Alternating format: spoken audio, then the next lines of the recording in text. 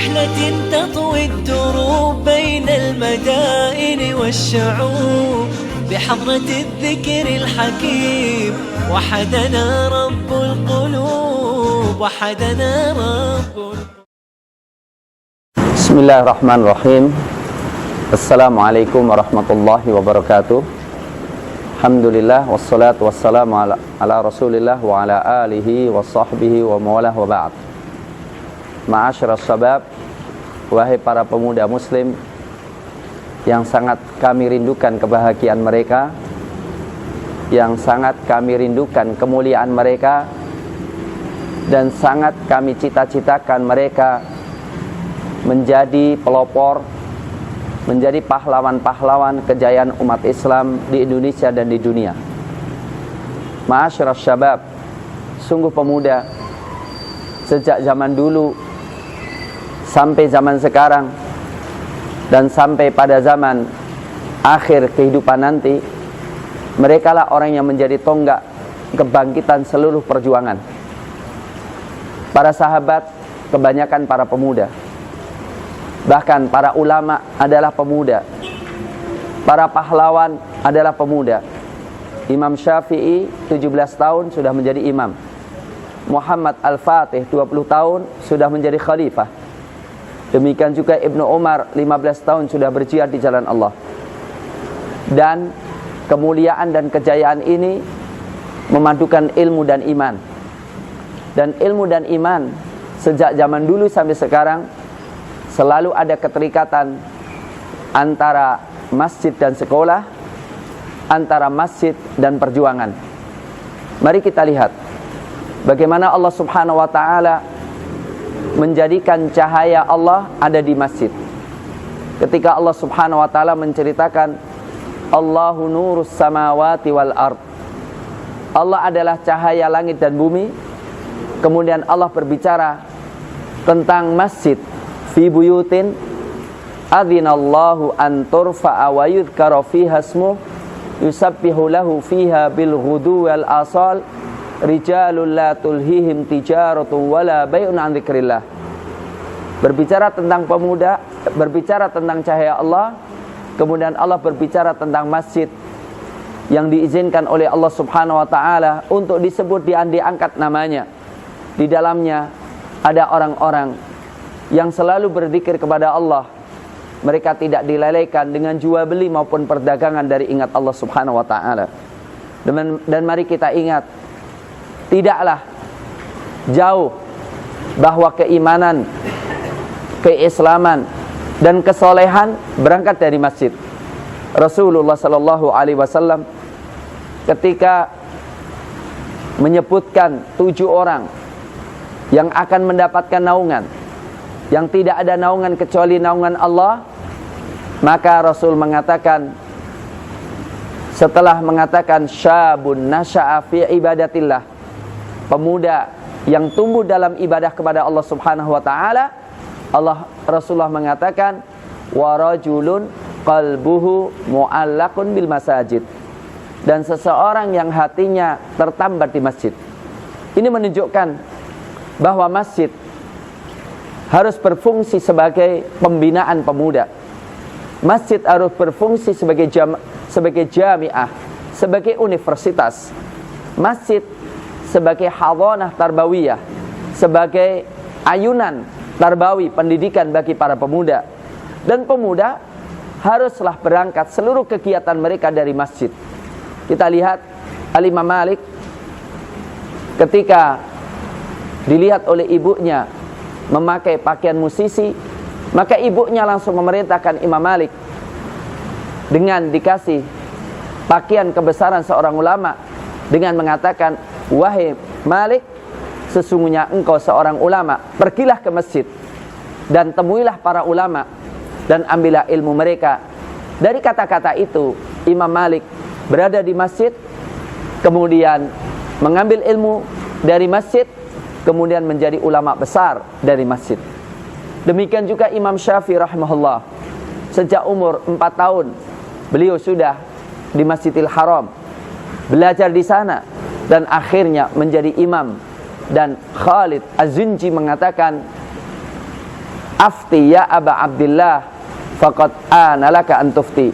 Sekarang berikanlah fatwa wahai Abu Abdillah Syafi'i, dan sungguh tiba masanya engkau memberikan fatwa. Untuk itu, ma'asyiral muslimin, ma'asyiral syabab, marilah kita bangun iman kita dengan selalu di masjid.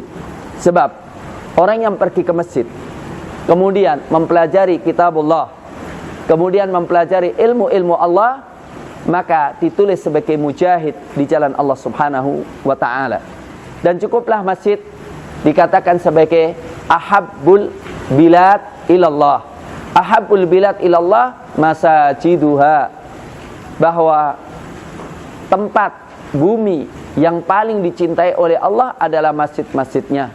Cukuplah dalam hadis yang diriwayatkan oleh Imam Muslim, majtama'a qaumun fi baitin min buyutillah yatluna kitaballah wa yatadarasuna bainahum illa nazalat alaimus sakinah wa ghasyiatumur rahmah wa dzakarahumullahu fi man indah. Tidaklah suatu kaum berkumpul di rumah-rumah Allah membaca ayat-ayat Allah dan mempelajarinya, membaca ayat-ayat Allah dan mempelajarinya, kecuali nazalat sakinah. Sakinah, ketenangan turun dari Allah kepada mereka, tambah imannya kepada Allah. Wa ghasyiatumur rahmah, mereka diliputi kasih sayang dari Allah Subhanahu wa taala. Wa hafathumul malaikah, dan malaikat pun mengerumuni mereka. Wa dzakarahumullahu fi man indah, dan Allah membanggakan mereka di atas, di depan para malaikat-malaikatnya. Maka sejak zaman Nabi dimulai dari masjid. Pertama kali Rasul melakukan dakwah di Madinah dari masjid, dan di Mekah juga di masjid. Walaupun setelah diintimidasi baru terpaksa di rumah Darul Arqam, tapi sebelumnya di masjid.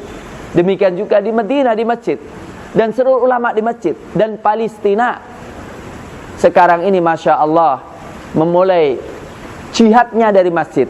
Ya, maka intalakna mil masjidi, intalakna mil masjidi, kita berangkat dari masjid, dari masjid, sehingga Hamas bisa bertahan sampai sekarang dan menjadi benteng umat Islam, karena mereka berangkat dari tahfidzul Quran di masjid, talaqil ulama, menerima ulama dari masjid. Maka untuk itu, ketika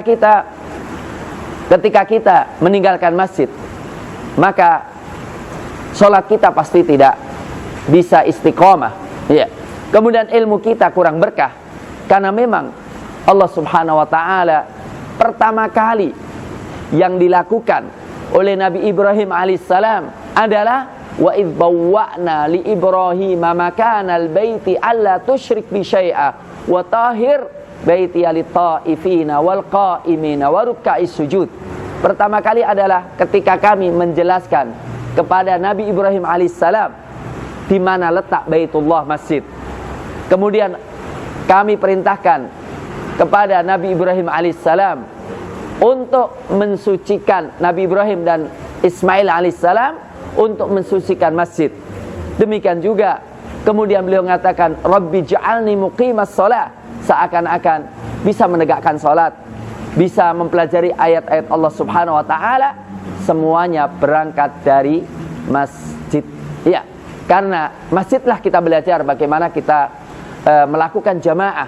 Ya, subhanallah, di masjid kita pastilah sholat berjamaah, sholat tepat waktu. Yang kemudian kalau orang di masjid mendapatkan apa? Masya Allah, doa malaikat. Ya, apa kata Rasulullah Sallallahu Alaihi Wasallam dalam hadis yang panjang? Tidaklah seseorang berangkat ke masjid dan tidak ada yang mendorong kecuali masjid. Tidaklah melangkah satu langkah kecuali diangkat satu derajat, dan tidaklah menurunkan satu langkah kecuali dihapus satu kesalahan. Dan ketika dia sholat di masjid, maka duduk di masjid, maka apa? Dihitung dia sholat selama dia nunggu sholat. Kemudian dikatakan sebagai apa? Malaikat mengamini dia, mendoakan dia, Allahumma ghfir lahu, Allahumma arhamhu, selama berada di masjid dan menunggu sholat. Dan ketika dia menunggu sholat, setelah sholat dikatakan fadzalikumur ribat, fadzalikumur ribat. itulah ribat. Itulah apa? Seakan-akan melakukan penjagaan di benteng perbatasan musuh.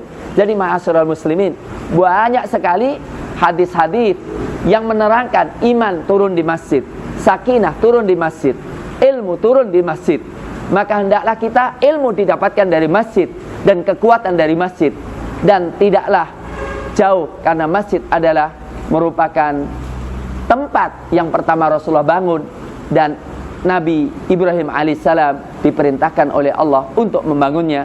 Maka mudah-mudahan kalimat ini memberikan motivasi kepada pemuda untuk memahami apa yang dikatakan oleh Imam Malik, la yasluhu akhiru hadhil ummah illa bima salaha bihi awwaluha. Akhir umat ini tidak akan baik kecuali dengan sesuatu yang umat terdahulu baik dengannya.